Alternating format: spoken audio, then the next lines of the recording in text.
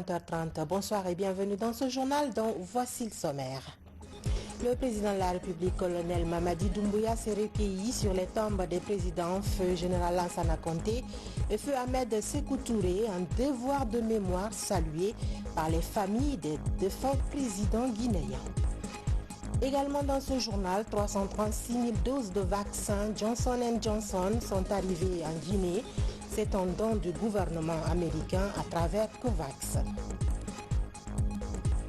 Enfin, les acteurs des questions judiciaires et de l'état civil se sont concertés autour d'un arrêt conjoint sur les mécanismes d'interopérabilité. Les échos de cette concertation, c'est dans ce journal. C'est tout pour les titres. Bonsoir, merci de préférer la RTG pour vous informer. Devoir de mémoire, on vous l'annonçait hier, le président de la République est allé se recueillir sur les tombes des présidents Feu Général Lansana Conté à Moussaya et Feu Ahmed Sékou Touré au mausolée de la grande mosquée Faïsal ici à Conakry. Colonel Mamadi Doumbouya et ses compagnons d'armes s'inscrivent dans une dynamique, celle de reconnaissance envers tous les fils de Guinée qui ont posé des actes dans l'édification de la nation guinéenne de l'indépendance à nos jours. Ansoumane Toumani Camara. Vendredi 24 septembre 2021 marque la toute première sortie hors Conakry du président du CNRD, président de la République. Tout un symbole et de haute signification sociale de se rendre dans la localité de Moussaya Lumbaya, village natal du deuxième président de la Guinée de 1984 à 2008. Après sa mort le 22 décembre 2008, le général Lansana Conté repose ici depuis le 26 décembre 2008. Le colonel Mamadi Doumbouya, héritier de ses 5 prédécesseurs, vient ainsi honorer la mémoire du chef militaire et homme d'État qui a dirigé la Guinée durant 24 ans.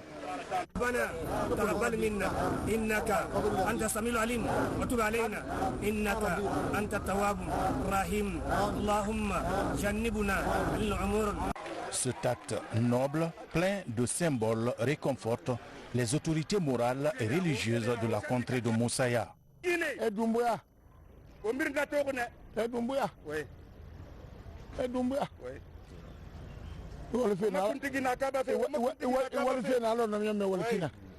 afena hanna bagato nabala sabatalo buki kui buku belebele kui dunia ma hal mi gene resana alagira fure ne belagi e dumbuya torto est-ce que le chef de temps de Baraï Modi là-bas a fait Mofori Nagambelari Sori Nara Ngan Sori Nara Ngafa Agaburi Yura Amumira Kolum Biriwi Makui Konala Barayabi Yaragireba Mirio Mirafe Kolum Wunda Gitana Nagi Kabirin Nagora Ibata Alabinya, Ibara Alagamanga, Ibara Dunia Binya, Alabinya, Alaga no la Guinera, Alabinya, Muriona la Guinea, Ajam Fantera Bama, Italambe, Alam Fantera Bama, Lerme Guinea,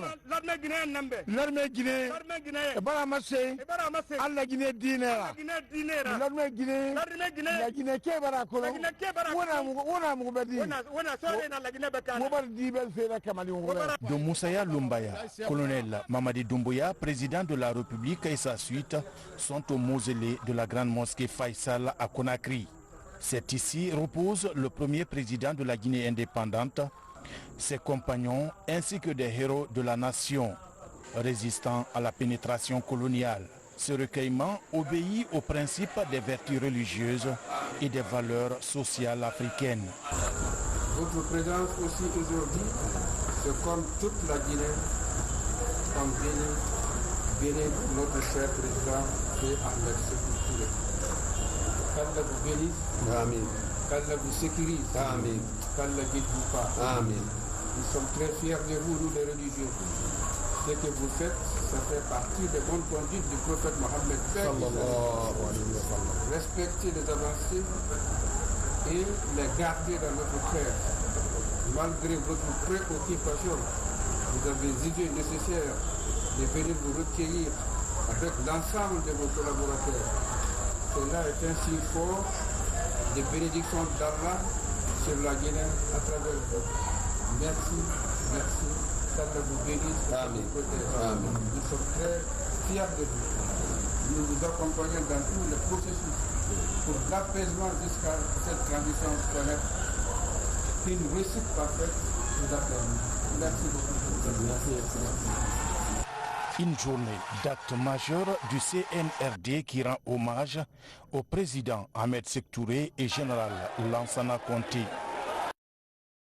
La réouverture des frontières est l'une des décisions du CNRD.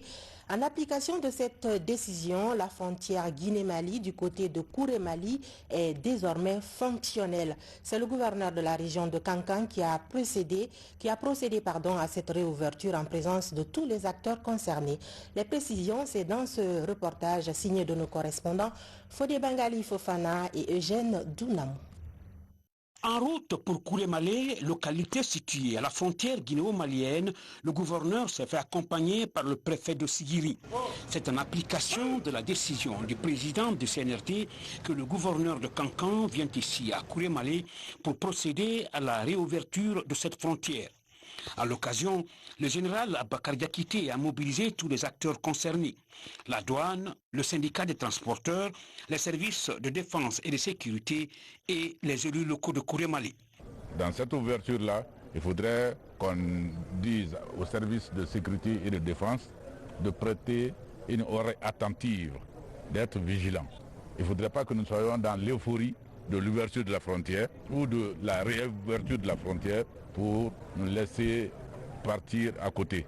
Vu la situation qui prévaut à la frontière ici, vu que nous devons assurer la circulation libre des personnes et des biens, c'est dans ce cadre-là qu'ils ont accepté d'ouvrir la frontière. Donc il faudrait que les uns et les autres soient vigilants. Cela est valable pour et la douane, et la police, et tous les autres services.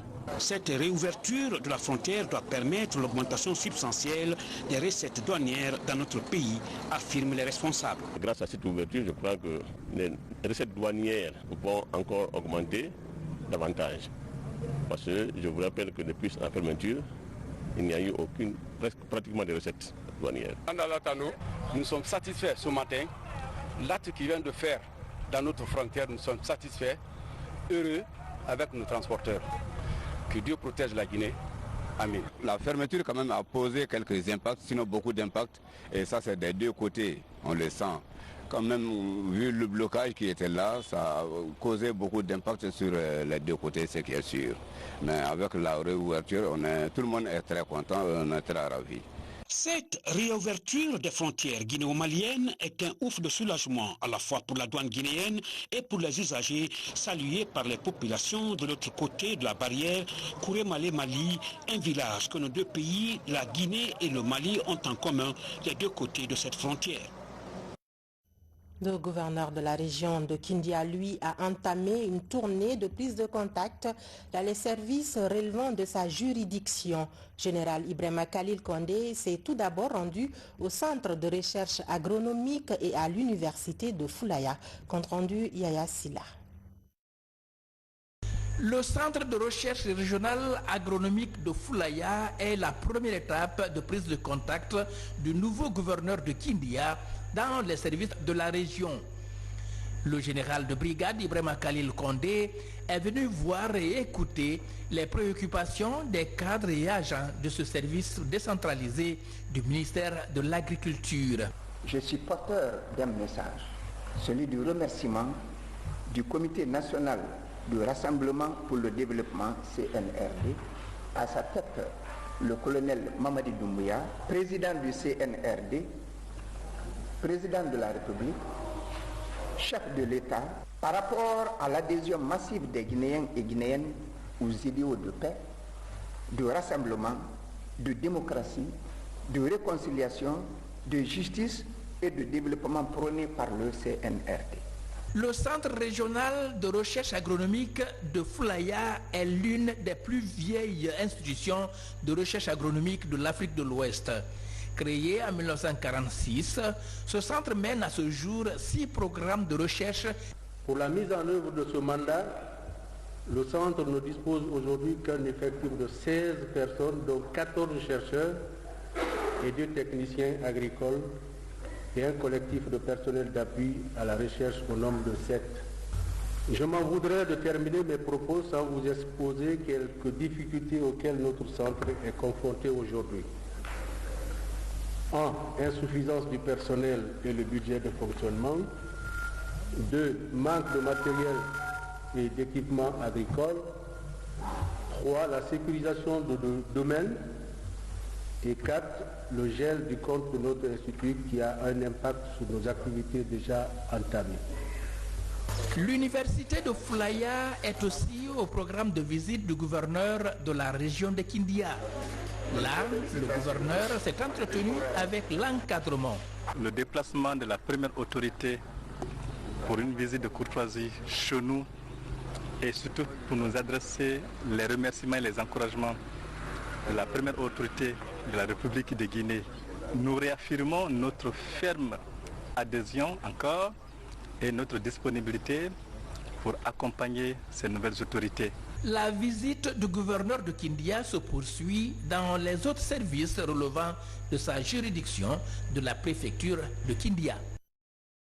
Un groupe électrogène de 500 kVA pour les populations de Bofa. C'est un geste de Chalco, une entreprise minière de la localité. Elle répond ainsi à l'une des demandes pressantes de ces populations, un modèle de participation au développement qu'apprécient les nouvelles autorités. Tchernos Mandialo. Sur les rives du Rio Pongo à Bofa, l'amélioration de la desserte en énergie électrique figure parmi les grandes priorités. Il y a quelques mois, des voix s'étaient élevées pour inviter l'État à faire face à cette préoccupation dans la ville. Aujourd'hui, les populations accueillent avec une grande satisfaction un nouveau groupe électrogène destiné à booster la production électrique pour créer de meilleures conditions de vie et de travail dans cette ville en pleine croissance. Et c'est Chalco, une société minière qui met à disposition des populations ce groupe pour réaffirmer sa disponibilité à accompagner la localité. Puisque l'entreprise se trouve à Bofa, donc le bonheur de la population de Bofa est une grande préoccupation de l'entreprise. Et nous tenons à améliorer la vie de la population en même temps que de développer nos activités. Le nouveau groupe électrogène est d'une puissance de 500 kVA. Il vient en appui aux 2 autres groupes déjà existants de 1250 kVA et de 750 kVA dont la capacité ne couvrait plus les besoins de la ville.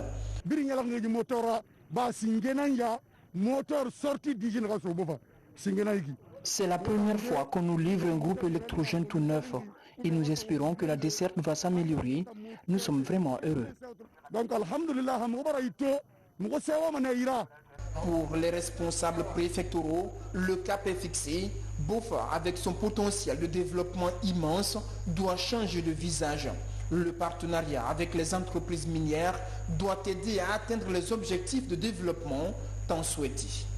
Ce geste traduit l'excellence des relations entre les communautés impactées et la société Chalco. J'invite les uns et les autres à renforcer davantage cette cohabitation pacifique en vue de faciliter les activités minières.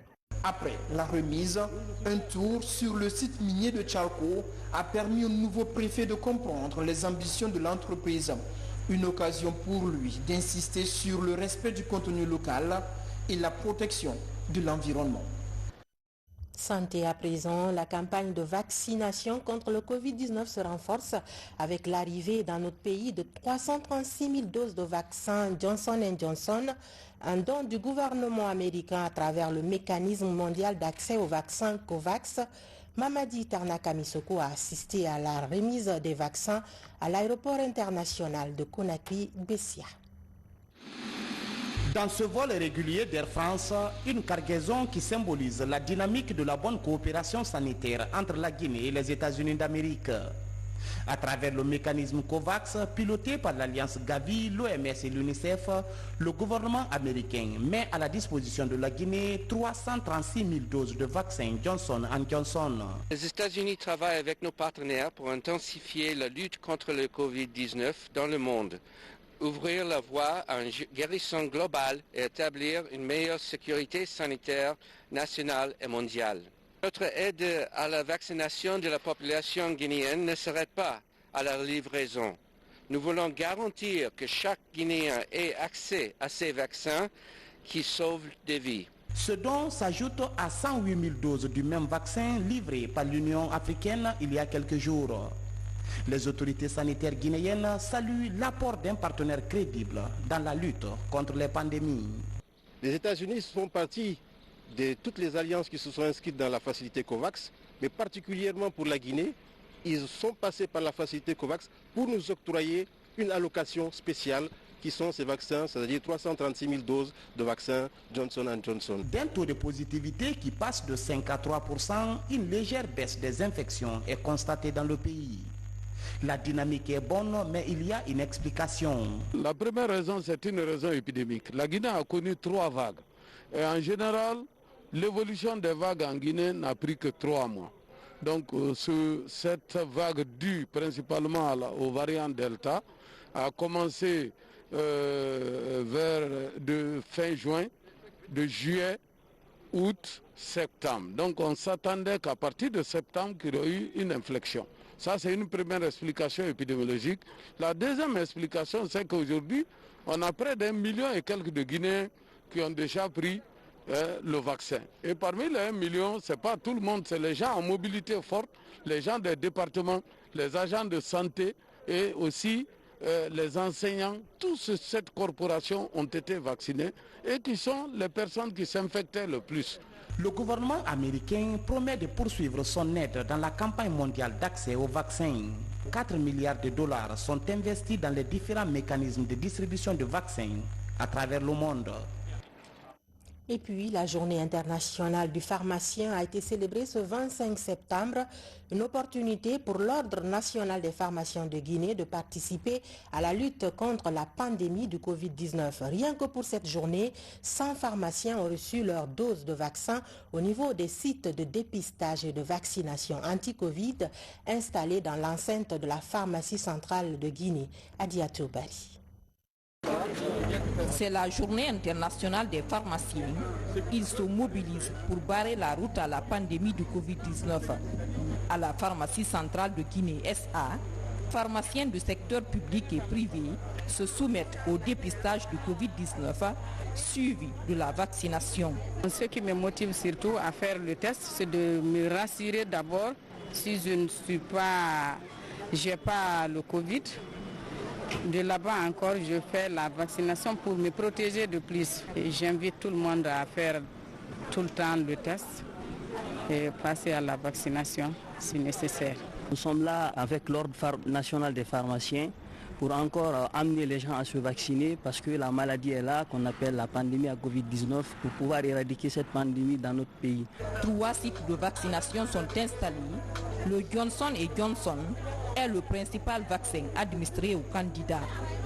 Sur l'initiative de l'Ordre national des pharmaciens de Guinée, l'activité s'inscrit dans le cadre de l'amélioration de la couverture vaccinale contre le Covid-19. Les pharmaciens au cours de cette pandémie se sont investis en participant à la logistique dans la gestion de la maladie et à de généreuses donations en médicaments, équipements et matériels à hauteur d'1,5 milliard de nos francs et même plus. La pharmacie centrale demeure un partenaire privilégié de l'ANSS à qui nous rendons un hommage pour sa gestion responsable de la pandémie et nous donne beaucoup d'espoir. La célébration de la Journée internationale des pharmaciens, c'est aussi mettre l'accent sur les avancées obtenues dans la politique nationale d'assainissement du secteur pharmaceutique. L'espoir est permis. L'assainissement suit son cours. De nouvelles avancées sont obtenues. Les sources d'approvisionnement du marché illicite sont en train de tarir et des mécanismes novateurs de la gestion du médicament sont en cours. Au total, Une centaine de pharmaciens se sont prêtés à l'exercice de prise des doses vaccinales anti-coronavirus. Avec l'appui logistique de la pharmacie centrale de Guinée SA, cette 12e célébration de la Journée internationale des pharmaciens interpelle les professionnels à la rigueur dans la pratique. Je vous le disais dans les titres, les acteurs des questions judiciaires et de l'état civil se sont concertés autour d'un arrêt conjoint sur les mécanismes d'interopérabilité. La démarche consiste à responsabiliser les acteurs concernés afin qu'ils jouent pleinement leur rôle dans la mise en œuvre d'un plan d'action. Mohamed Lamine Camara, reportage. Les réformes engagées dans le secteur de l'état civil ont aujourd'hui permis à la Guinée de se doter des documents biométriques et sécurisés. Pour consolider cet acquis, une synergie d'action entre les services impliqués dans le processus est une nécessité. À travers un arrêté conjoint, les mécanismes d'interopérabilité entre les systèmes d'état civil et la justice sont désormais acquis. À Conakry, les cadres spécialistes des questions judiciaires et ceux de l'état civil se concertent pour la mise en œuvre de cette décision conjointe. Ce que nous faisons dans le cadre des effets d'état civil, nous le faisons en rapport avec la justice pour que tous les actes établis là soient qualifiés par la justice. Et cela nous permet, sur le plan national et international, d'avoir des documents corrects, n'est-ce pas, acceptés de tout le monde et qui puissent se justifier à tout temps. Des stratégies d'identification sur les rôles et responsabilités de chaque acteur dans la délivrance des actes d'état civil et des jugements supplétifs sont prises en compte. Un plan d'action opérationnel de la mise en œuvre du contenu de l'arrêté conjoint est aussi proposé par les participants. L'intérêt ici, c'est de permettre aux acteurs de l'état civil, aux acteurs de la justice, de travailler de façon coordonnée, de façon concertée. C'est de clarifier les rôles et responsabilités des uns et des autres. Dans la mise en œuvre de cet arrêté conjoint, les acteurs de la justice ont pour rôle notamment d'établir des jugements supplétifs bien faits. Et surtout, des actes, ils pourront délivrer aussi des casiers judiciaires fiables. Cette nouvelle approche du ministère de l'administration du territoire et les départements sectoriels permettra d'apporter une certaine mutation dans l'enregistrement des faits d'état civil, mais aussi de réduire les possibilités de falsification des documents d'état civil en Guinée. Une seule fédération pour un seul interlocuteur auprès des partenaires publics et privés, c'est l'objectif des transitaires et commissionnaires en douane qui sont en plein préparatif de leur congrès national. En attendant, une fêtière patronale consensuelle et taureine, c'est elle qui exécute les affaires courantes afin de poser les jalons de restructuration de la corporation. Fodé Camara.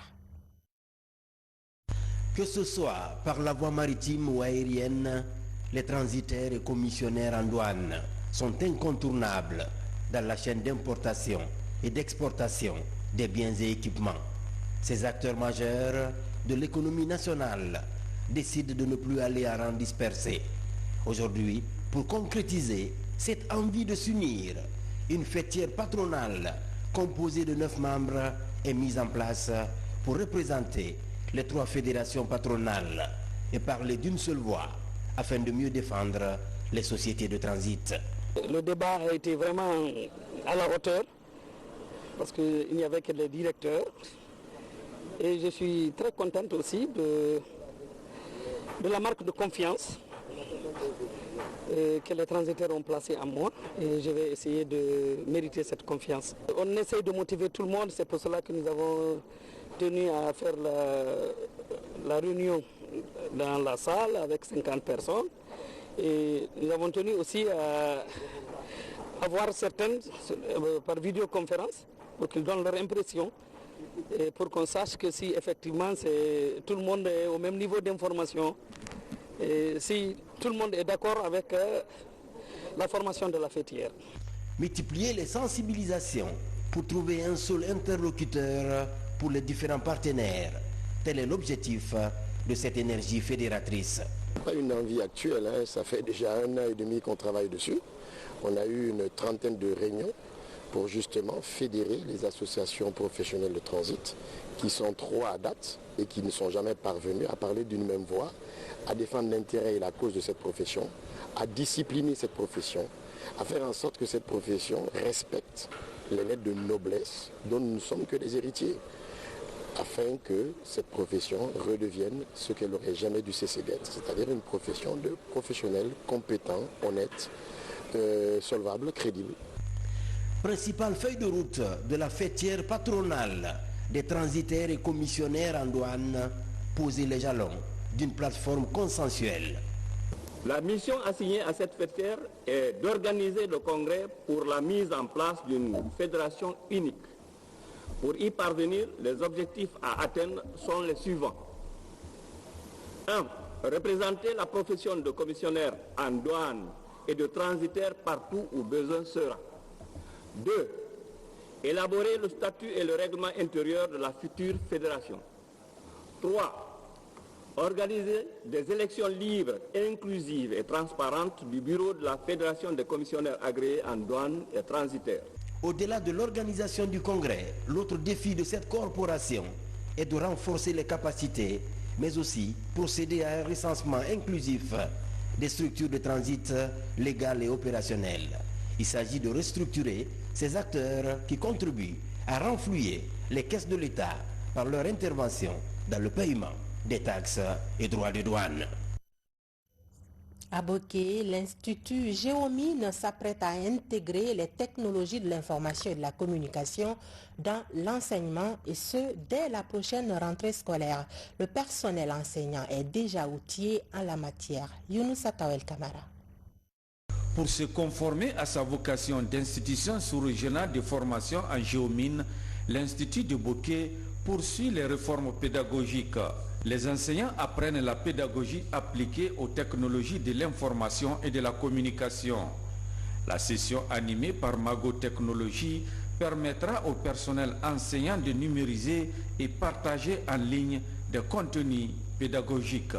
On est tellement envahi par les outils numériques, il faut maintenant qu'on cherche à trouver une application pédagogique pour ces outils-là. Permettre vraiment aux enseignants de pouvoir numériser leurs cours-là afin de pouvoir les mettre en ligne pour que les étudiants puissent avoir accès à leurs cours et qu'ils puissent réviser partout où ils sont. Donner aussi la possibilité aux enseignants de pouvoir exporter leurs compétences partout où ils se font sentir. Durant 5 jours, les enseignants de l'Institut ont appris diverses techniques liées à l'enseignement via les technologies de l'information et de la communication. Dès l'ouverture prochaine, l'Institut Géomine de Boké pourrait intégrer pleinement les TIC dans la formation. Nous avions plusieurs attentes vis-à-vis de cette formation-là, à savoir comment suivre l'enseignant et l'enseignement, comment créer des contenus interactifs, attrayants, comment suivre l'évolution d'un cours et d'un enseignant, et également comment mettre nos cours en ligne. C'est le TIC qui nous manquait surtout.